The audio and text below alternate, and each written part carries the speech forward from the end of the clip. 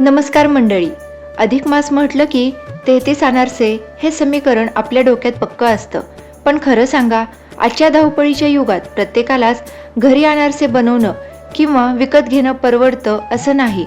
मग काय आपली भक्ती अपूर्ण राहणार का? तर मुळीच नाही. मंडळी, देवाला तुमच्या वस्तूंच्या किमतीपेक्षा तुमच्या भावाशी जास्त देणं घेणं असतं.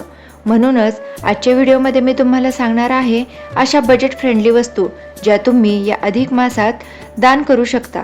चला तर मग कमी खर्चात अधिक पुण्य कसं मिळवायचं ते पाहूया. सगळ्यात सोपा आणि स्वस्त पर्याय म्हणजे फळे. 33 केळी दान करणे हे खूप शुभ मानले जाते आणि ते खिशालाही परवडते. त्याचबरोबर तुम्ही 33 खारीक किंवा 33 बदाम एका ताटात ठेवून ते वाण म्हणून देऊ शकता. हे खराब होत नाही आणि समोरच्या व्यक्तीला वापरताही येतात. जर तुम्हाला एखाद्या आश्रमात किंवा गरजू मुलांना दान करायचे असेल तर 33 बिस्किट पुडे हा एक उत्तम पर्याय असू शकतो. दुसरा पर्याय म्हणजे अशा वस्तू ज्या खरंच कोणाच्या तरी कामाला येतील. 33 वातींचे पाकिट किंवा घरी बनवलेल्या 33 वाती दान करणे हे दीपदान इतकेच महत्त्वाचे आहे. जर तुमचे बजेट थोडे जास्त असेल तर 33 छोट्या तांब्या किंवा पितळाच्या पळ्या किंवा देवघरात कामाला येतील अशा छोट्या छोट्या वस्तू तुम्ही देऊ शकता. त्यानंतर 33 रुमाल किंवा 33 जोड्या साध्या सुती वस्त्रांचे दान सुद्धा या महिन्यात खूप मोठे मानले जाते. मंडळी, माझ्या मते ज्ञानदानापेक्षा मोठे दान कोणतेच नाही. तुम्ही एखाद्या शाळेत किंवा गरजू मुलाला 33 वह्या किंवा 33 पेन देऊ शकता.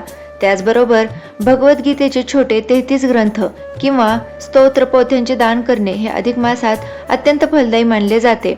जेव्हा कोणी ती पोथी वाचेल तेव्हा त्याचे आशीर्वाद तुम्हाला नक्कीच मिळतील. त्यानंतर अजून एक पर्याय म्हणजे सुवासिनींसाठी सौभाग्य अलंकार.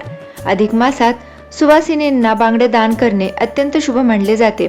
तुम्ही 33 बांगड्यांचा एक संच किंवा 33 डझन मोठं बजेट असल्यास देऊ शकता.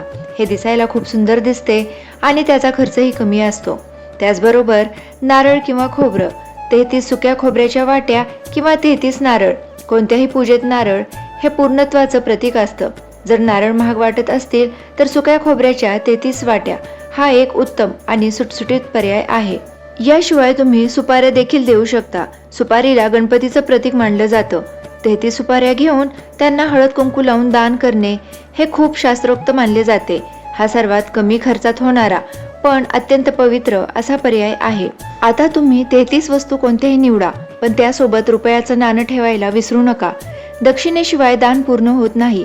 33 वस्तूंच्या वर 1-1 रुपयाचं नाणं ठेवा किंवा एकत्रित 33 रुपये दक्षिणा म्हणून ठेवा. यामुळे तुमच्या दानाला शास्त्राप्रमाणे पूर्णत्व मिळेल. तर मंडळी, तुमच्या खिशाला जे परवडेल आणि जे इतरांच्या कामाला येईल अशाच 33 वस्तूंची निवड करा. 17 मे ते 15 जून या काळात तुम्ही काय दान करणार आहात हे मला कमेंटमध्ये नक्की सांगा. व्हिडिओ माहितीपूर्ण वाटला असेल तर लाईक करा आणि अशा साध्या सोप्या माहितीसाठी आपल्या चॅनलला सबस्क्राईब करा. भेटूया पुढच्या व्हिडिओमध्ये. तोपर्यंत आनंदी राहा. धन्यवाद.